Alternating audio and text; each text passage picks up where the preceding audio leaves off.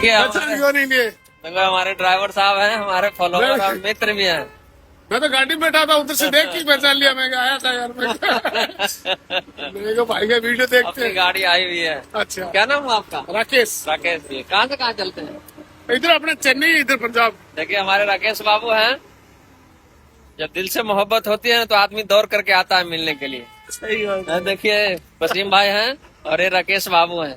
कैसे पहचान लिया हमको? तो पहचान लिया, मैं तो शक्ल देख के पहचान लिया। गाड़ी पीछे खड़ा है मेरा, मैं उधर आया तो मेरे को अभी घर से फोन से बात कर रहा था। मेरे को काटो फोन, मेरे को ये अपनी गाड़ी है।